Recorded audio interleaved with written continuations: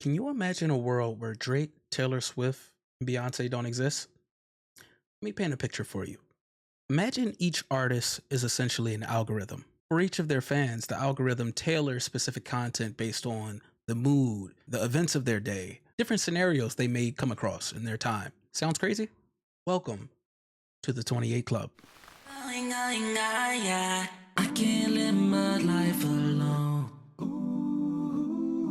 Now, to tackle this story, we need to take a step back into the 28 Club time machine and head back to 2023.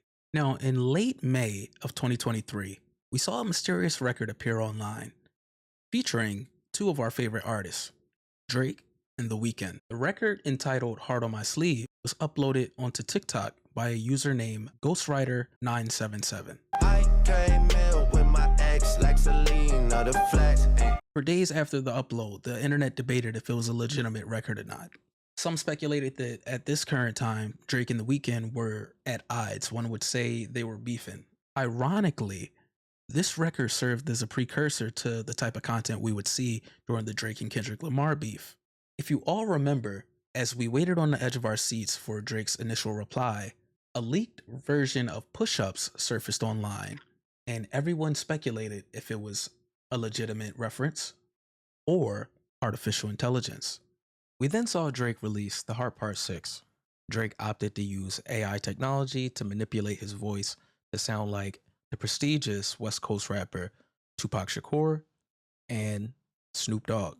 Now, this was kind of interesting from the label standpoint because this record was actually uploaded to DSPs, garnering millions of user streams, so of course they will want their cut. Gradually, the record started getting taken down, not only from the official page of Ghostwriter, but from various pages on YouTube. According to the publication The Verge, UMG may have been able to initiate a takedown order based on the fact that the song actually does include a Metro Boomin tag. Now, we're not sure if that was the action taken, but that's kind of the most likely situation.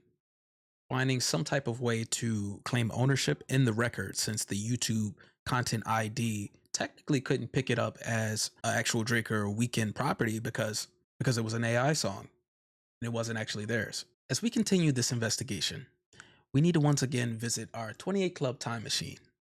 This time, let's take a step back to June of 2019 and visit an artist called Mecca. Now, if you don't remember this artist, he was an artist that aesthetically was similar to 6ix9ine. The colorful hair, very rage-filled music, shouting, very Gummo inspired. Now, Mecca was a different artist, an innovative artist, if you will, because he didn't exist. He was a digital artist, created by a company called Factory New. In hindsight, it's kind of funny, a fake artist being created by a company called Factory Anything. Can't really be mad because it's kind of like the music industry in general, so the shoe fits. Now, this viral digital artist got so big that eventually he landed a record deal with Capitol Records. This deal led to a collaborative record being released called Florida Water, featuring Gunna and Fortnite player Clicks. Now, the success of the rapper came to a screeching halt when claims of cultural appropriation began to surface.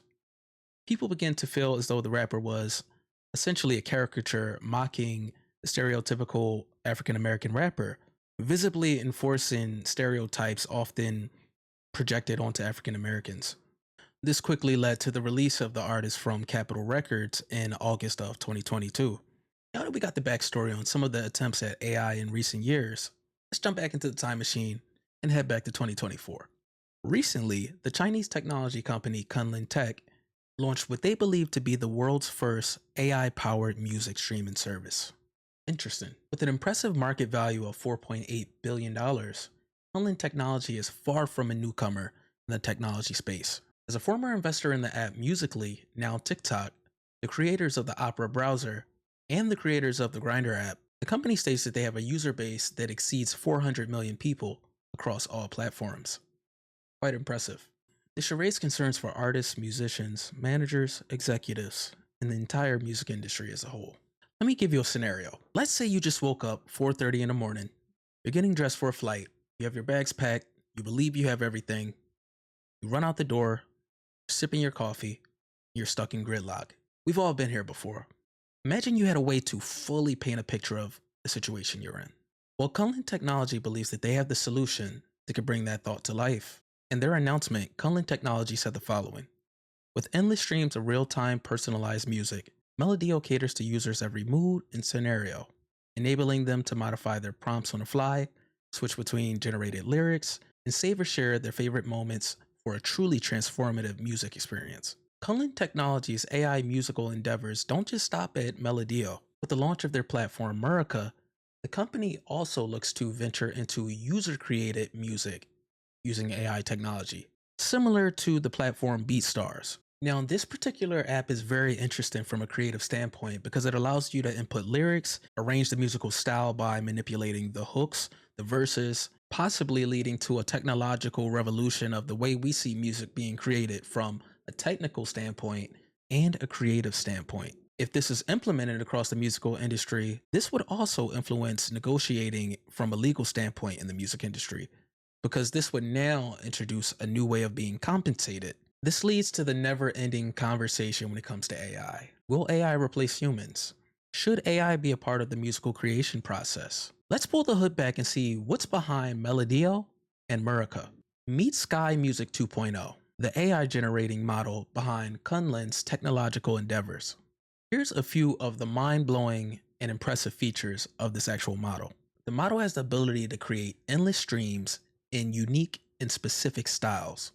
So for example, if you're going to make a Drake inspired record with production from 40 that sounds like it was written from Drake and Future's standpoint, it could create an unlimited amount of streams of that specific style of music. Now think about how many unique styles of music there are across all genres. The SkyMusic 2.0 model supports up to 31 languages. It can create songs with up to 500 words and also create 6-minute stereo tracks. This leads to the legal implications of using this technology in the music industry. Should technology companies be able to train their models on copyrighted content already accessible to the public? Here's a scenario. Let's say a tech startup partners with an investor or a team of investors to create a music label. During its creation, the tech startup does a presentation with their AI model. The tech company plays a record that sounds like it was made from The Weeknd, with production that sounds like it was for Michael Jackson, with lyrics that sounds like it could have been written by Drake.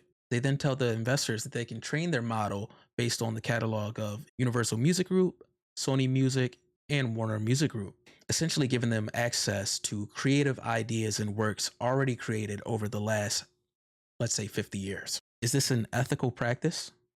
Is this an unfair advantage? Is this something that should be allowed? It's something we should ask ourselves, whether you're a casual consumer of music or a music creator yourself, an artist, a producer, a label head. This is your competition or possible competition in the future.